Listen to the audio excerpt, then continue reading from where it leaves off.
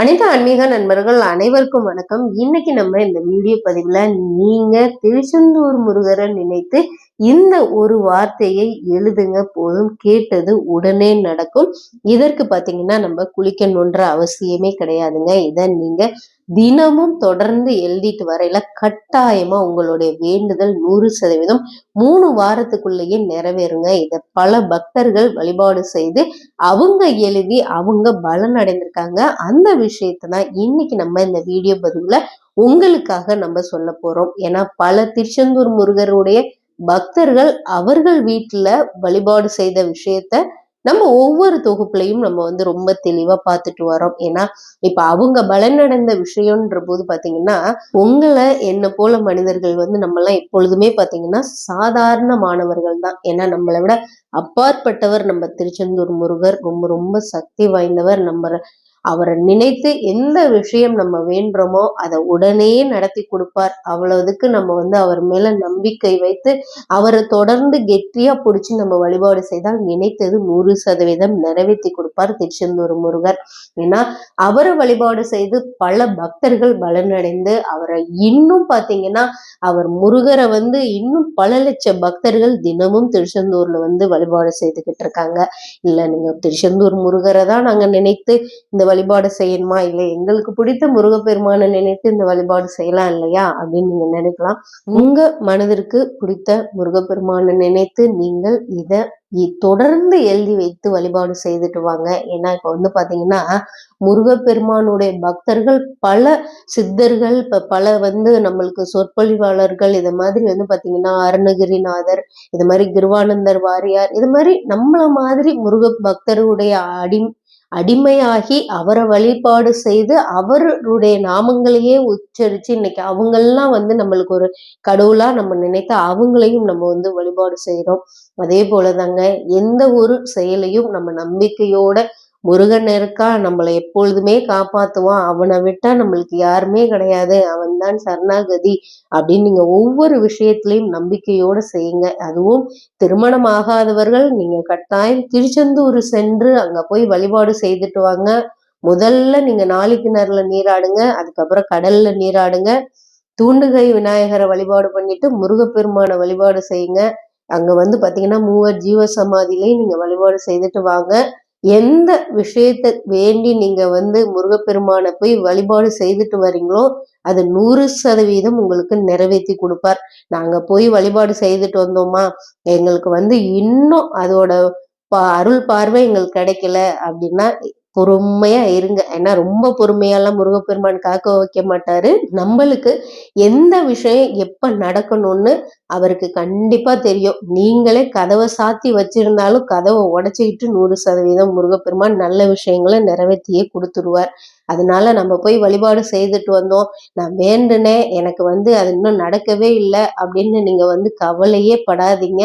கட்டாயமா சொல்றேன், நீங்க முருகப்பெருமான அதுவும் திருமணம் ஆகாதவர்கள் போய் நீங்க வழிபாடு செய்துட்டு கொடிமரத்திட்ட விழுந்து கும்பிட்டு ஆண்களா இருந்தாலும் பெண்களா இருந்தாலும் நீங்க வழிபாடு செய்துட்டு வாங்க. அதே போலதான் குழந்தை பாக்கியத்திற்கு நீங்க முருகப்பெருமான வழிபாடு செய்யறவங்க இதே முறையில போய் நீங்க வழிபாடு செய்துட்டு அங்க கொடிமரத்திட்ட நீங்க விழுந்து வழிபாடு செய்து நல்ல மனம் முருகி வேண்டிட்டு வாங்க. ஏன்னா இப்ப பாத்தீங்கன்னா திருச்செந்தூர்ல பல பக்தர்களுடைய அவங்க பொண்ணு பையன்லாம் திருமணம் அங்கேயே திருச்செந்தூர்லயே திருமணம் பண்றவங்க எல்லாம் நம்ம நிறைய மணமக்களையும் அங்க திருச்செந்தூர் போனா பார்க்க முடியுது. அதனால நீங்களும் இப்ப திருமணம் ஆகணும் அப்படின்னு நீங்க நினைச்சு இருந்தீங்கன்னா முருகப்பெருமான்கிட்ட வேண்டிக்கோங்க. இல்ல ரொம்ப நாளா திருமண தடை தள்ளி போகுது அப்படின்னா எனக்கு முருகா எனக்கு சீக்கிரம் என்னுடைய திருமண பாக்கியம் என்னுடைய பிள்ளைங்களுக்கு அதை நிவர்த்தி பண்ணி கொடு, என் பிள்ளைங்களுக்கு நான் அங்க ஒரு சன்னதி கிட்ட நான் அங்க திருமணம் பண்ணி வைக்கிறேன் அப்படின்னு நீங்க வேண்டிக்கோங்க. அப்படி வேண்டி அந்த திருமணம் கை கூடி வந்துட்டுன்னா நீங்க திருச்செந்தூர்ல போய் தான் அங்க திருமணம் பண்ணணும். அதாவது நம்ம திருச்செந்தூர் முருகருக்கு முன்னாடி பாத்தீங்கன்னா நம்ம அங்க பாத்தீங்கன்னா திருமாங்கல்யம் கட்டி நம்ம அங்கெல்லாம் கூட்டத்துல பண்ண முடியாது. அங்க பக்கத்துலயே பாத்தீங்கன்னா கல்யாண விநாயகர்லாம் இருக்கார்.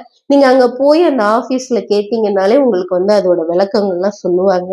அதனால கவலையே படாதீங்க. கட்டாயம் சொல்றேன், இந்த திருமண பாக்கியத்திற்கு கிடைக்கணும், குழந்தை பாக்கியத்திற்கு திருச்செந்தூர் முருகரை நம்பிக்கையோட வழிபாடு பண்ணுங்க.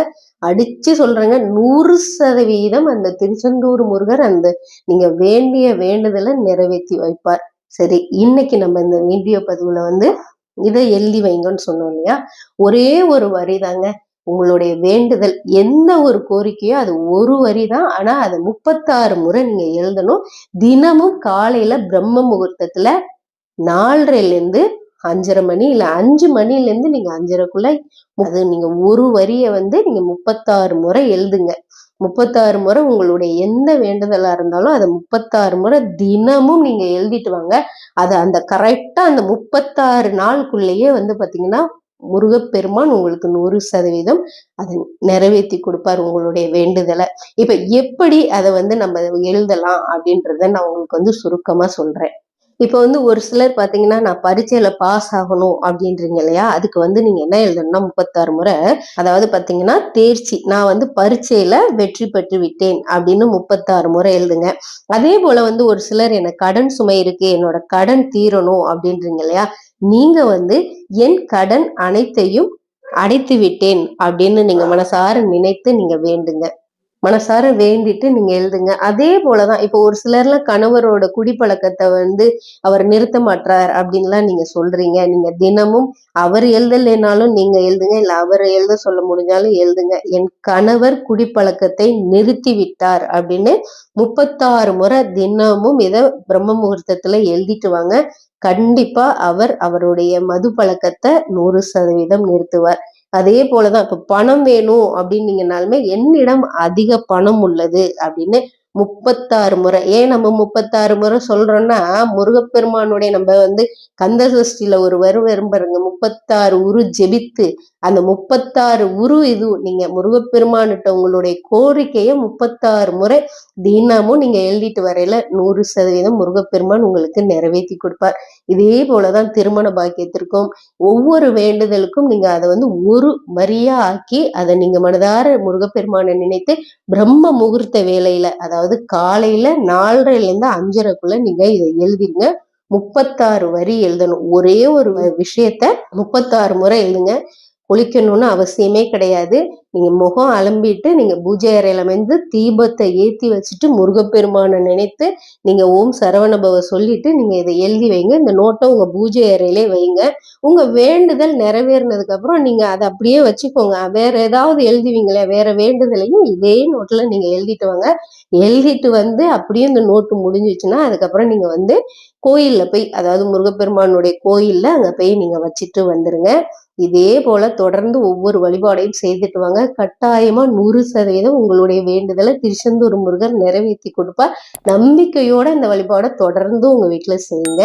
இந்த வீடியோ பதிவு உங்களுக்கு பிடிச்சிருந்துச்சுன்னா நம்ம சேனலை லைக் பண்ணி சப்ஸ்கிரைப் பண்ணிக்கோங்க. மறக்காம பெல் ஐக்கானை தட்டி விட்டுக்கோங்க.